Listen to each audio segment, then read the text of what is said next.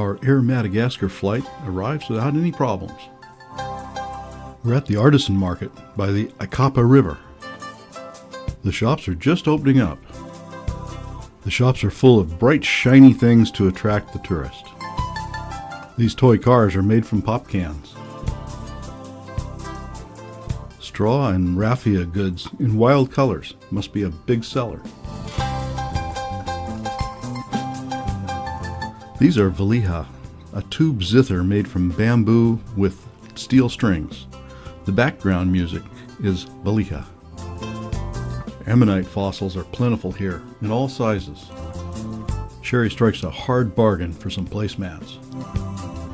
We're struck by the quantity of souvenirs available, whether it's marquetry boxes or rattan ring-tailed lemurs or straw hats,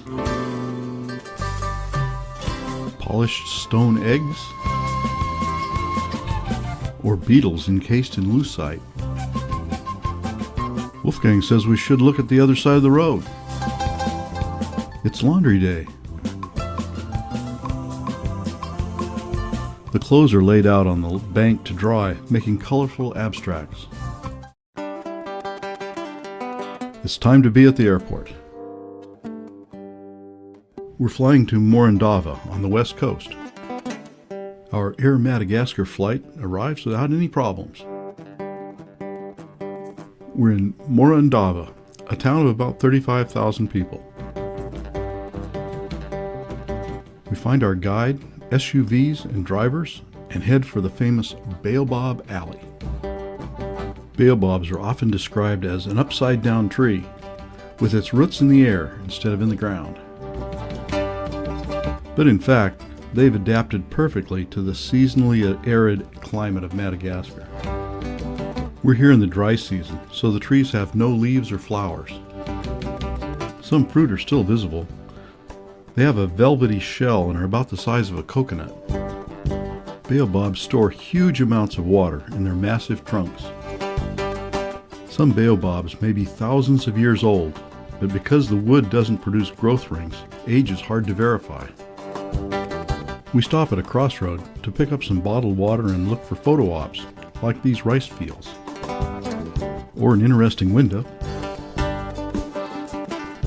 Or a THB sign, that's Three Horses Beer, the local brew. Baobab Alley is a group of some 20 to 25 trees growing along the main road north from Morondava. The truck traffic can be heavy, making picture-taking hazardous. The area is not a national park, but was granted temporary protected status in 2007. On either side of the alley are meadows with zebu grazing, fish ponds, and rice paddies. A boy and his zebu. Once these trees didn't tower in isolation over scrublands, but stood in a dense forest. Over years, the forest has been cleared, leaving the baobab trees. The locals have preserved them as much out of respect as for their value as a food source and for building materials. Today, tourism is providing an additional benefit. For a few tourist dollars, a man will drive his zebu cart down the alley and smile for pictures.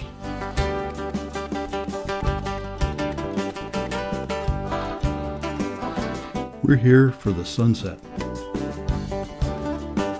The upside-down trees, silhouetted against the setting sun, make for an otherworldly scene.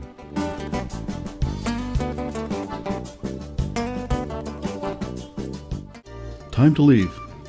It will be really dark by the time we find our hotel. It was so dark last night, we didn't realize that our room was right on the beach. We can watch the pirogues ferrying people across the Morondava River. And the fishing boats head out for the day. After breakfast, we head back to Baobab Alley. We want to see what it looks like in the morning light.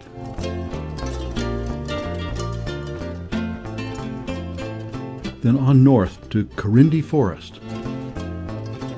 This private reserve was an experimental sustainable tree farm, but they've now turned to tourism.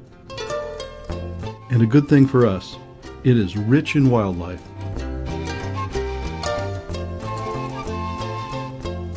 Photography can be challenging in the dense forest, but walking is easy through the crisscrossing trail system.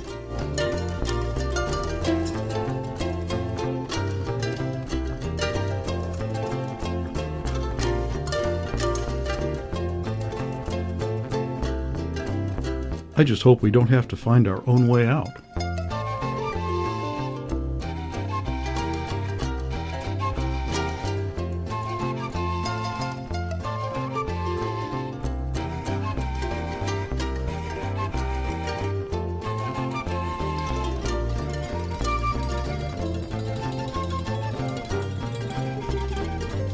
On the way back to Baobab Alley, we stop at the Baobab Lovers, two Za baobabs twisted together. According to legend, two lovers from a nearby village wanted to marry but couldn't because their families had already arranged marriages for them. The lovers prayed that they could stay together for eternity, and the answer to their prayers were the two entwined baobabs. Back at Baobab Alley, we stake out a spot on the shore of the fish pond and hope for a nice sunset with reflections in the water. These baobabs are Grandidier's baobab, the largest of Madagascar's 6 species. They can reach a height of 100 feet. Grandidier's baobab is classified as endangered because it's the most heavily exploited. The seeds and fruit pulp are eaten fresh, and the thick bark is used to make rope. The spongy wood is dried and sold for thatch. Our patience is rewarded with a beautiful reflection of the baobabs and the setting sun.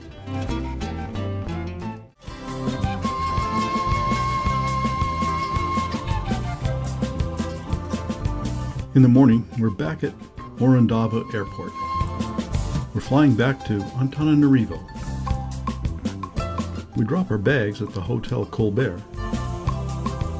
Then we're off to Lemur Park, about 25 kilometers outside of Tana. The park is on forested land on the banks of the Katsuaka River. It's home for lemurs confiscated by the Ministry of Water and Forests from the pet trade.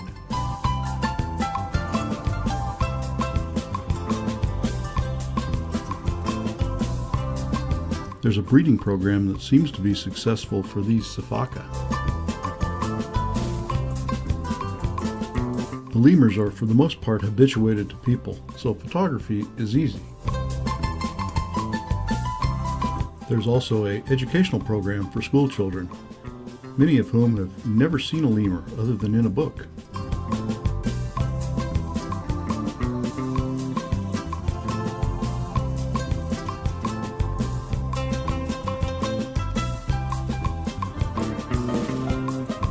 That was a nice way to spend the afternoon.